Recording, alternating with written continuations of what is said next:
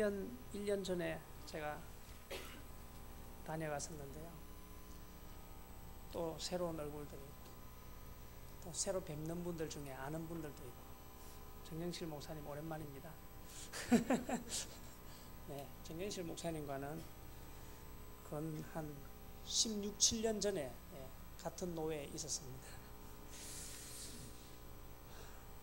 제가 살이 좀 쪘습니다.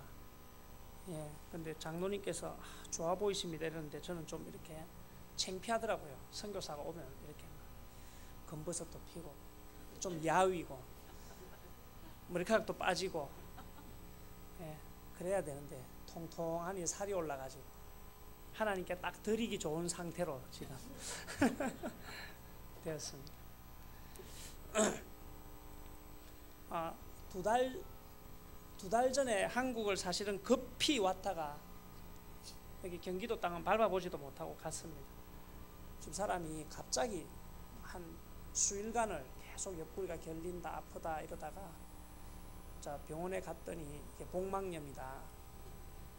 그래서 지금 바로 수술을 해야 된다. 그런데 저희들이 거기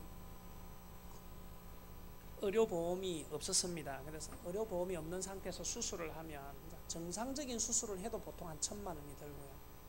개복을 했을 때에 복막염이라든지 비정상적인 경우에는 2,000만 원, 3,000만 원씩 이렇게 비용이 나오기 때문에 거기서 수술을 하기가 좀 망설여져서 의사쌤한테 한국에 가서 해도 되겠느냐 하니까 지금 감염 수치가 아직까지는 10,000을 넘어가면 안 되는데 9,000 몇백이래요.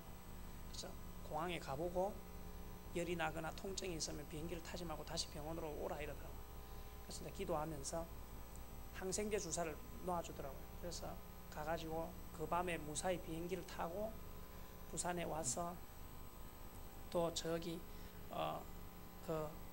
제가 작년에 수술했던 병원이 있습니다. 세계로 병원이라고 선교사님들에게는 거의 뭐 밥값만 받고 수술해주는 병원이 있습니다. 거기에 갔더니 또 아니나 다를까 밥값만 받고 이렇게 밥값은 왜 받는지 모르겠어요. 농담인 줄 아시죠? 네, 거기서 수술하고 잘 회복되어서 또 한국에 태국에 일정이 있어서 인사도 못 드리고 바로 이렇게 돌아갔었고요. 집사람은 또 오늘 같이 오고 싶었지만 또 조금 쉬는 게 좋겠다 해서 그냥 저희 숙소가 안산이라서 그냥 거기 있습니다. 오늘 주보에 보니까 목사님께서 저희 개척 교회 소식과 저희 가정 소식을 이렇게 쭉 올려놓으셨는데 간단하게 제가 보고를 드리면요. 기도하던 중에 이제 나머지 2가정과 저희 3가정의 선교사님이 팀으로 태국 현지 교회를 몇 개월 전에 개척해서 지금 예배를 드리고 있고 설립 예배는 다음 달에 드릴 예정입니다. 그리고 선교지가 다 비슷한데요. 예배당에 센터를 같이 운영하면서 저희 센터는 2가지를 목적으로 하고 있습니다. 하나는 태국 아이들이나 청소년들, 청년들을 이렇게 초대해서 한국 문화나 그러니까 한국어가 되게 요즘 인기가 있어요. 태국에서 한국어와 태권도를 이렇게 무료로 가르치면 너무 무료로 하면 또 하다 말고 이래서 간식비 정도는 받습니다. 저희들 간식비 정도를 받습니다. 그렇게 해가지고 간식비보다 더 나가겠죠. 그렇게 하고 있고요. 또 한 가지는 우리가 태국에 있는 선교사님들을 섬기는 것도 중요한 선교 사역이겠다. 이래서 선교사님들이 세미나나 뭐 워크숍이나 또 기도회나 또 이렇게 회의나 공간이 필요할 때 언제든지 내어드릴 수 있도록 저희들이 아주 좋은 공간을 이렇게 마련했습니다. 그리고 또 한 가지는 제가 올 3월부터 이렇게 기술대학교에 특강을 나가고 또 1학기에 그때가 2학기였죠. 학기에 또 한국어를 가르치고 반응이 어떨까 했는데 이번에 한국에 와 있는 동안에 거기 학장님이 전화가 오셔가지고 들어오면 다음 학기에도 좀 맡아달라 이래서 다음 학기에는 또 훨씬 많은 반을 이렇게 맡아서 그건 제가 일주일에 3일 정도 가서 아이들을 한국어를 가르치는데 제 목표는 제가 가르친 아이들의 10% 정도라도 저와 계속해서 끈을 이어가고 교제를 하게 되고 또 복음 전도의 기회를 마련하고 또 제 역량이 더 된다면 그 학교 안에 모임을 만들고 이렇게 제가 기도하면서 그렇게 한국어 사역을 선생님인데 저는 죽어도 교수라고 우기고 있습니다. 한국어 교수입니다. 원어민 교수입니다. 원어민 교수. 예. 맞잖아요. 한국어 가르치니까 내가 원어민 교수잖아요. 그리고 여러분이 아시다시피 우리 유목사님도 인정하다시피 제가 한국말을 좀 잘합니까? 예. 그러니까 원어민 교수입니다. 예. 한국에 오니까 너무 풍요하고 풍요롭고 시원하고 감사한 일들이 많고요. 그런데 또 태국 땅에서 한국을 보면서 저희 아들 둘도 포함됩니다만은 요즘 젊은이들이나 학생들이 자꾸 헬조선이라는 말을 쓰는 것에 너무 마음이 아프기도 하고, 하나님께서 이런 마음을 주시더라고요. 만약에 여러분 우리가 사랑하는 사람에게 어떤 선물을 정성껏 마련해서 줬는데 그 사람이 이 선물을 쓰면서 쓰지도 않고 버리는 것도 아니고 쓰면서 늘 툴툴거리고 뭐 이런 거지 같은 걸 주고 말이야, 그렇게 한다면 우리 마음에 어떤 생각이 들까요? 그래, 내가 열심히 돈 벌어서 다음엔 더 좋은 선물을 해야지. 아마 이런 마음 들지 않을 것 같아요. 그래, 넌 그걸로 끝이야. 예. 여러분, 우리 대한민국이 복을 받은 것은 객관적인 사실입니다. 명약관화한 사실입니다. 전 세계 어디를 가도, 태국에 가면요, 한국 사람을 얼마나 부러워하고 한국에 가고 싶어하고, 한국에 가서 그 눈 한번 맞아보고 싶어하고, 한국에 가서 떡볶이 순대 한번 먹어보고 싶어하고, 그렇게 하고. 실제로 한국에 오는 외국인들이 거리가 얼마나 깨끗하고 한국 사람들 다, 여러분, 다 부잣집 사모님들처럼. 우리 입에서 비록 어렵고 힘들지라도 감사가 떠나지 않는 저와 여러분 되기를 주의 이름으로 축원합니다. 오늘 이 시편 1편의 말씀으로 저와 여러분들이 말씀을 나누기를 원하는 제목은요, 시냇가에 심은 나무입니다. 저희가 교회를 개척하면서 지은 이름이, 교회 이름이 시냇가에 심은 나무 교회입니다. 태국어로 크리짝 또마이 블룩 와이 림남 그렇거든요. 시냇가에 심은 나무라는 교회입니다. 우리는 어떤 존재인가요? 우리는 어디에 있는가요? 저는 두 종류로 나누고 싶습니다. 태국어 성경에 보면요, 이 시편 1편의 제목을 의인의 길과 악인의 길 이렇게 정해놨어요. 세상 여러 가지 길이 있지만 하나님 보실 때 길은 두 가지밖에 없습니다. 의인의 길과 악인의 길.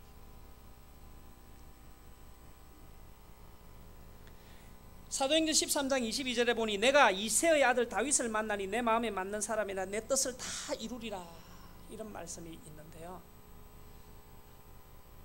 하나님께서 다윗을 선택할 때에 다윗이 갖춘 조건이 어떤 조건이 있었을까요? 하나님이 다윗을 선택할 때 다윗의 상황은 이랬습니다.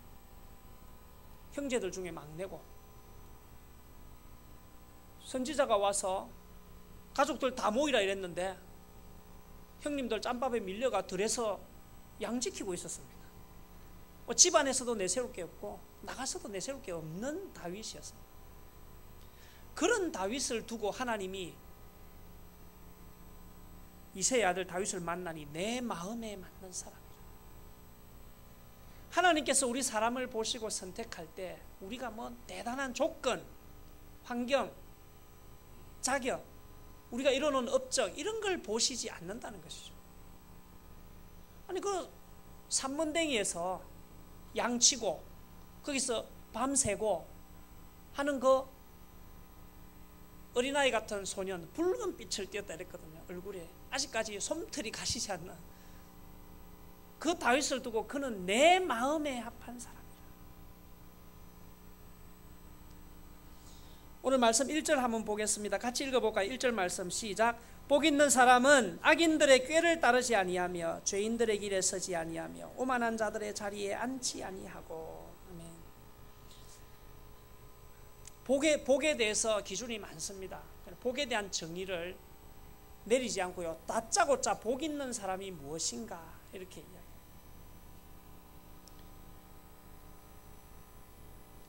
세상 모든 사람들이 복을 찾고 있습니다.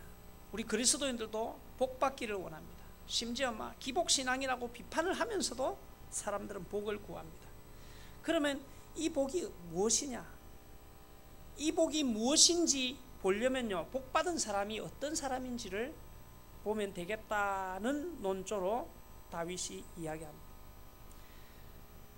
시편 1편은 여러분 다윗이 기록되었다고 여기서 말하고 있지 않지만 대부분의 신학자들이 시편 1편은 다윗의 시편이라고 알고 있습니다. 먼저 악인의 꾀를 따르지 않는다 이렇게 이야기하고 있습니다. 성경에 보니까요, 악인의 꾀를 따랐던 많은 사람들이 실패하고 저주의 길을 갔는데요, 왜 그랬을까? 처음부터 악인이 머리에 뿔을 달고 총칼을 들고 나타나는 것이 아니고, 우리가 어떤 어려움을 겪을 때, 우리가 인생 가운데 있을 때 악인은 우리에게 더 좋은 길, 더 그럴듯한 길을 제시한다고 우리에게 오는 것입니다.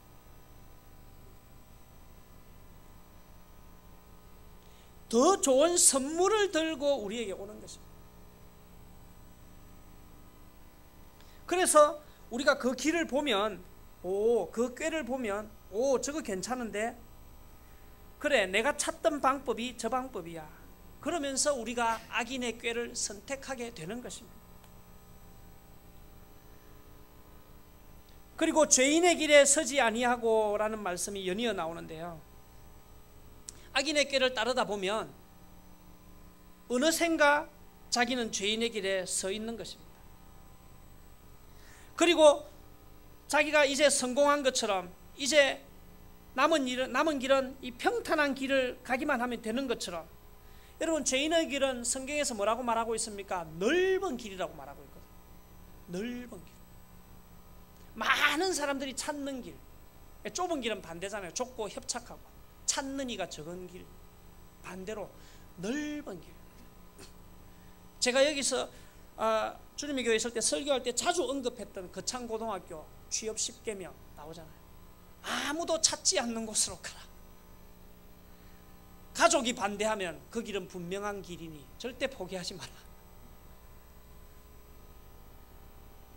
죄인의 길에 서지 않으려고 아무리 발버둥을 쳐도 그 죄인의 길을 분별하는 눈이 없으면 자기는 이미 그 길에 서 있는 것입니다. 그리고 이제 마치 기도 제목이 응답된 것처럼 착각하는 사람들도 있는 것입니다. 그리고 오만한 자의 자리에 앉게 되면 어떻게 될까요? 다윗과 골리앗의 대결 장면을 상상해 보십시오. 골리앗의 눈에 다윗은 가소로운 존재였죠. 악인의 길을 따라서 죄인의 길에 서게 되고 그 길을 쭉 해서 자기 뜻대로 모든 것이 이루어지다 보면 이제 오만방자한 자가 되어서 골리앗처럼 되어버립니다. 하나님의 일이 시시해 보이고 하나님의 사람이 시시해 보이고 하나님이 나에게 주신 사명과 말씀이 시시해 보이고 있습니다.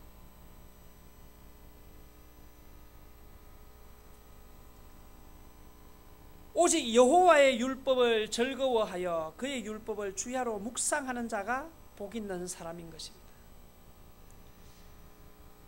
다윗이 하나님의 부르심을 받을 때에 그 이전에 그가 했던 일은 이스라엘을 위해 아무것도 그가 한 일이 없습니다. 선지자가 와서 그를 다음 이스라엘의 2대 왕으로 기름 부을 때 그가 한 일이 없습니다. 그러나 이 말씀에 비추어 볼 때 그가 한 일이 한 가지 있는데, 그것은 하나님의 말씀 안에 있었다고 하는 것입니다. 하나님의 말씀을 감사하고 기뻐하고 묵상하고 주야로 그것을 떠나지 않고 살았다고 하는 것입니다. 그 말씀 안에 무엇이 있었겠습니까?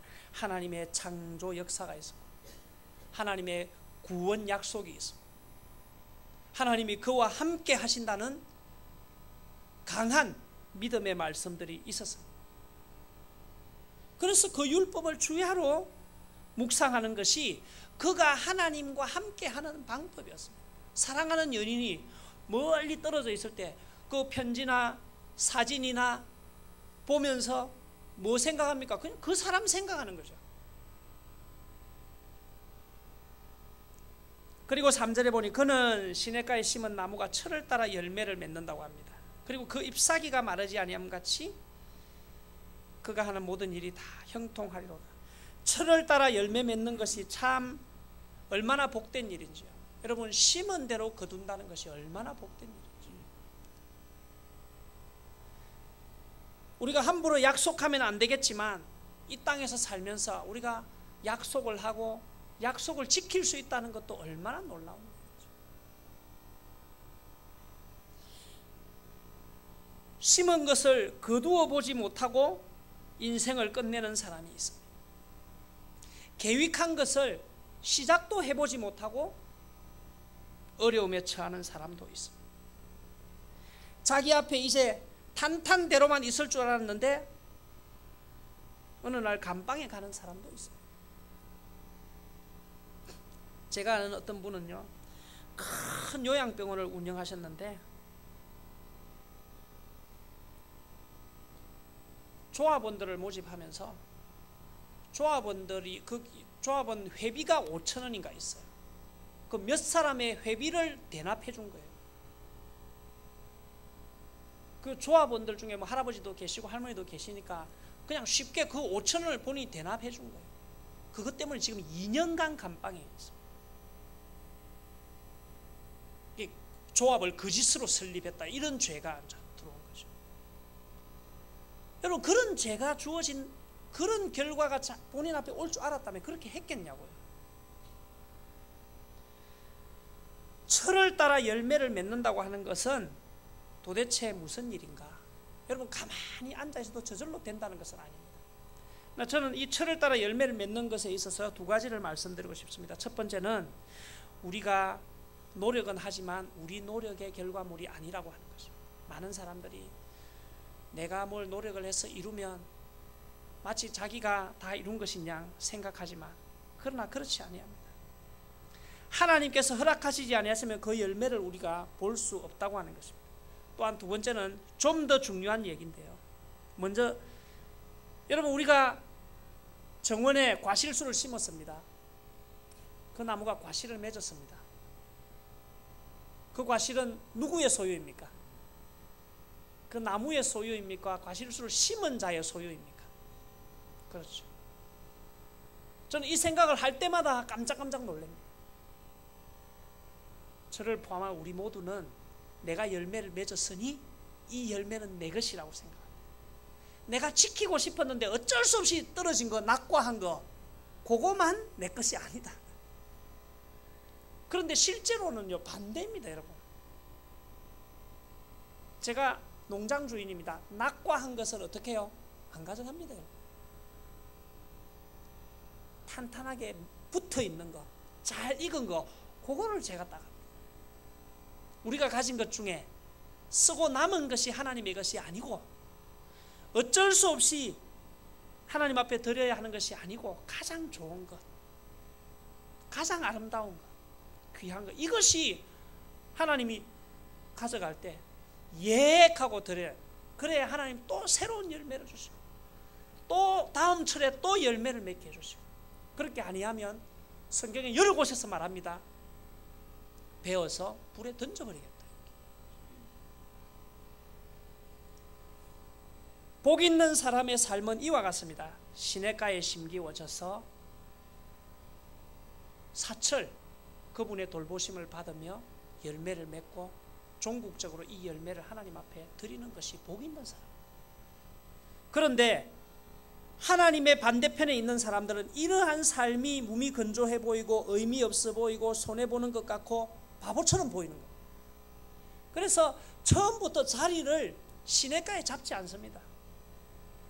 난 좀 더 멋있는 곳, 그럴듯한 곳, 뭔가 도전과 열정이 있는 산꼭대기. 4절에 볼까요? 악인들은 그렇지 아니하며 이 말이 의미하는 바는 뭡니까? 1, 2, 3절 전체를 부정합니다. 악인들은 그렇지 않다. 완전히 다릅니다, 여러분. 심겨져 있는 장소도 다르고 열매를 맺는 방식도 다르고 그 나무의 모양도 다르고. 근데 우리가 생각할 때는 약간 다르다고 생각하죠. TV를 보니까 추석 때 사람들이 추석 전으로 이렇게 산에 벌초를 하러 가고 뭐 성묘를 가고 이러면서 또 가을 산행을 가고 이러면서 뭐 약초나 버섯을 채취하는데 조심해야 됩니다 하면서 뉴스를 본 적이 있습니다. 그런데 보니까요, 독버섯, 누가 봐도 독버섯인 게 있어요. 누가 봐도 울긋불긋하고 무지개 빛깔이 나고 누가 봐도 독버섯인 게 있는데, 어떤 버섯은 느타리 버섯이나 송이버섯하고 똑같이 생겼어요. 여러분, 이런 버섯을 우리가 먹으면 큰일 나는 거죠. 그러니까 약간 다르고 맛이 약간 다르고 이런 것이 아니고요, 완전히 다르다고 합니다. 완전히.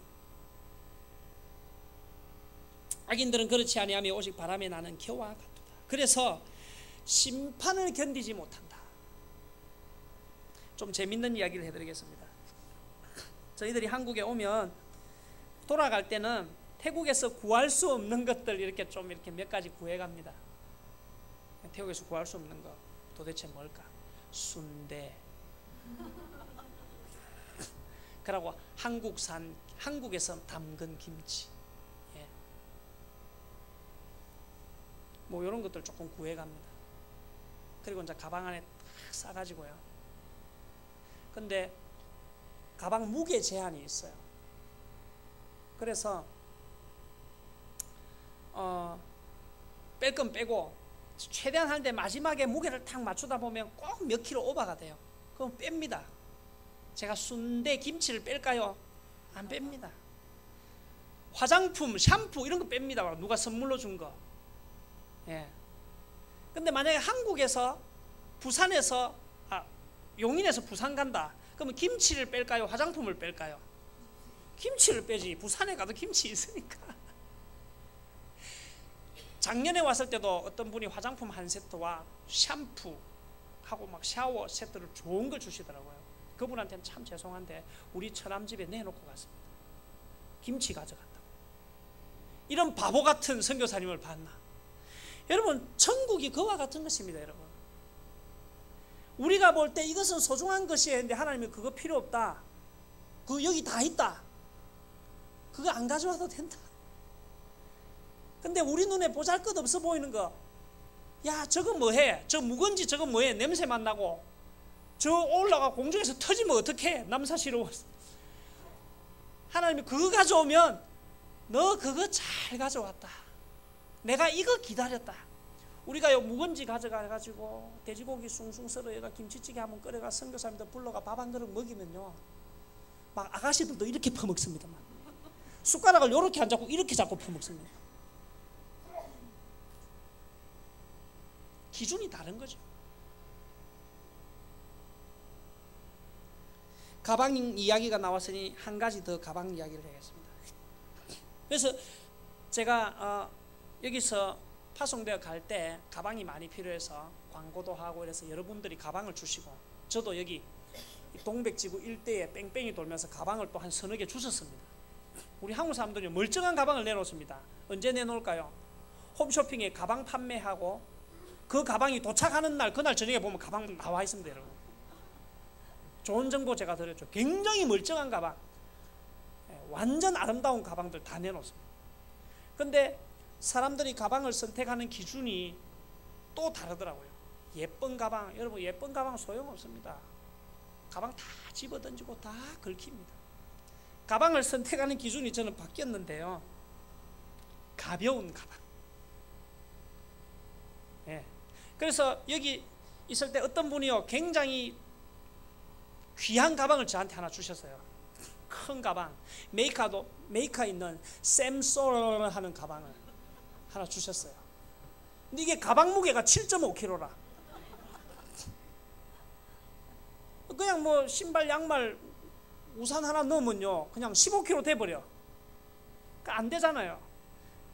그래서 이것도 지금 여전히 소중하게 쓰고 있지만, 요거는 이제 태국 국내에서 이렇게 여행을 다니거나 세미나를 가거나 할 때 예, 선교 여행을 정탐을 가거나 할 때 쓰고요. 이번에는 우리가 세 사람이 나왔기 때문에 들고 나왔습니다만, 제가 가방을 새로 산 것은 무게가 1.7kg인가 8kg짜리를 샀어요. 가방은 큰데, 그러니까 잔뜩 들어가는 거예요. 자, 무슨 이야기를 제가 드리고 싶냐? 어떤 사람은 이 가방이 누더기가 되도록 이 소중한 가방을 끌고 심판의 금색대를 통과해서 하나님 앞에 가서 열었더니 빈 가방이에요. 왜 그렇습니까? 가방이 너무 무거워서 이 가방 끌고 다니느라고, 이 가방을 너무 못 끌고 다니는 거예요. 우리 삶이 가벼워야 돼요. 단순하게 살아라 하는 책을 아주 감명 깊게 오래전에 읽은 책이 있어요. 우리의 삶이 가벼워져야 돼요. 선교사가 되다 보니까 저절로 조금 가벼워지는 것입니다. 제가 지금 한국에 와가지고 숙소를 하나, 둘, 세 번째 지금 옮겼거든요. 저희 아들 하는 말이, 아들은 3년 8개월 만에 한국 처음 나왔습니다. 아빠, 우리 선교사는 이렇게 떠돌이처럼 살아야 돼. 가벼우니까 가능하죠. 냉장고라도 하나 있으면 이런 일이 불가능하겠죠. 집에서 살고 직장을 다니고 살고 사업을 하시고 사역을 하시더라도 우리의 삶이 좀 더 가벼워져야 할 것입니다. 그래야 그 안을 채울 수가 있어요. 악인들은 그렇지 아니하며 오직 바람에 나는 겨와 같도다. 하나님의 심판의 바람이 불 때, 종말의 바람이 불 때, 가방 뚜껑이 열렸을 때 휑 찬바람만 불기보다는 하나님 앞에 소중한 것들을 내어놓으시는 저와 여러분 되시기를 바랍니다. 그러므로 악인들은 심판을 견디지 못합니다. 죄인들이 의인들의 모임에 들지 못합니다. 그리고 그들의 길은 망하는 길.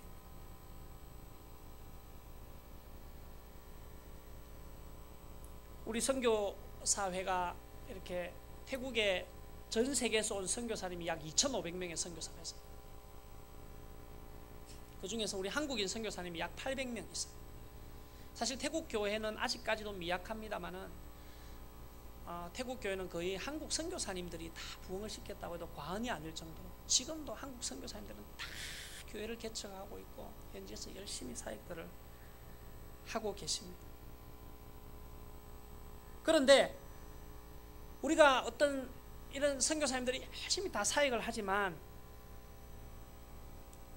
많은 선교사님들이 하나님 앞에서 하지만 어떤 분들은 하나님 앞에 내어놓는 것보다 파송교회와 담임 목사님 앞에 내어놓을 것이 있어야 된다는 고민 때문에 엄청 스트레스를 또 받는 거예요. 그래서 인도에 있는 저희 동기 선교사님 한 분이 도시에 살다가 월세가 너무 비싸서 저기 지방으로, 여기 동백에 살다가 어디에 갔다 할까요? 저 평택점으로 간 거예요 지금. 예. 왜냐면 월세가 너무 비싸니까. 다른 선교사님들은 분당 수지에 사는데 여기 한국으로 비유하면 뭐 사역 때문이건 뭐 때문이건 이유가 있겠죠. 그래 갔습니다. 거기 가니까 월세는 30만 원 밖에 안 하는데 집이 너무 좋은 거예요. 우리 태국도 그렇습니다. 저기 지방에 가면 막 단독 2층짜리 단독 주택인데 월세가 20만 원 밖에 안 하고 이래요. 근데 시내에 들어오면 방 한 칸짜리에도 제가 처음 갔을 때 방 한 칸짜리에 16,000바트니까 60만 원 주고 있었습니다. 방 한 칸, 거실 주방 같이 있는. 네. 근데 이제 한국에서 파송교회 목사님이 시찰하러 오신 거예요. 그래서 근데 이분이 해놓은 게 없는 거라. 본인 말이 성경 번역 선교사로 갔으니 사전을 한 권 만들든지 성경을 한 권 번역하든지 이래야 되는데 이분이 선교지에 딱 가서 보니까 진짜 똑똑한 사람은 인도 사람이더라. 내가 어설프게 외국어대 인디어과 나와가 여기 와서 사전 만들고 성경 번역 한다는 게 웃기는 일이다 라고 생각하신 거예요. 하나님 앞에 겸손히 기도하면서. 기도하던 중에 하나님이 그에게 어떤 마음을 주셨냐, 인도 현지 교회를 도와라는 마음을 주셔가지고 현지 교회 목사님과 파트너십을 이루어가지고 그가 있는 동안에 8개의 교회를 분립 개척하고요. 지금도 사역을 잘하고 있어요.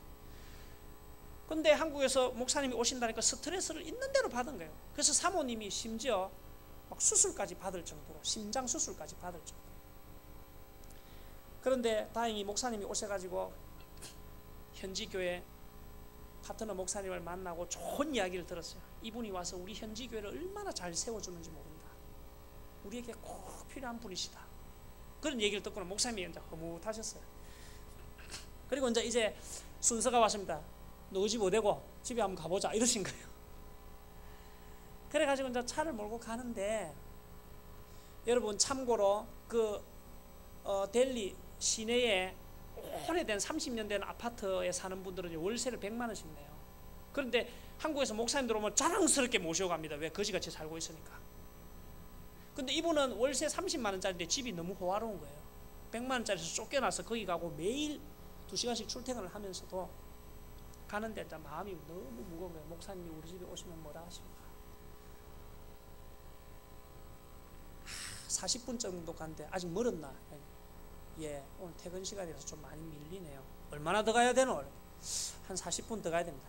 됐다고 막 하면 너희 집엔 다음에 가고 막.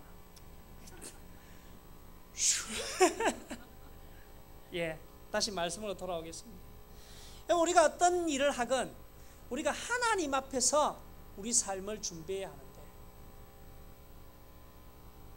심지어 선교사들조차 사람의 눈을 의식하고 살아야 되는, 여러분 사람이 우리의 인생을 책임져 주지 못하잖아요. 우리의 영혼을 책임져 주지 못하잖아요. 여러분 심지어 우리 건강도 사람이 책임져 주지 못하잖아요.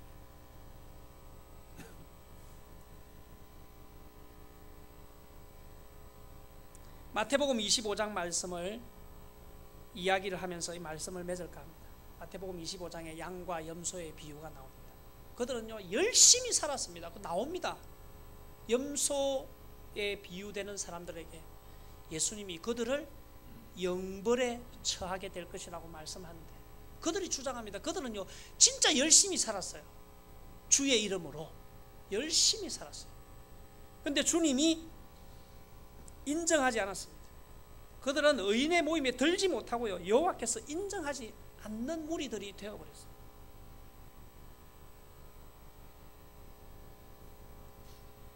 우리가 하나님의 눈을 가지고 아버지의 마음을 가지고 이 세상에서 주님 주신 사명을 감당하기를 원합니다. 뿐만 아니라 주님의 눈으로 내 삶을 돌아보면요 저는 훨씬 가벼워질 거라고 생각합니다. 예. 내가 오늘 기차를 탈 것이냐 비행기를 탈 것이냐 하면 가방을 선택하는 조건이 간단해지잖아요. 여러분 기차를 탄다, 무게 제한이 없죠. 비행기를 탄다, 간단하죠. 가벼운 가방. 여러분 우리는 어떤 존재입니까? 하나님 아버지의 눈을 가지고 그 시각으로 우리 삶을 좀 더 가볍게, 좀 더 단순하게, 그래서 심은 자의 목적과 의도대로 사철 아름다운 열매를 맺어서 그분에게 돌려드리는 삶으로 다시 되돌아갈 수 있는 저와 여러분 되기를 주의 이름으로 축원합니다. 기도하겠습니다. 하나님 감사합니다.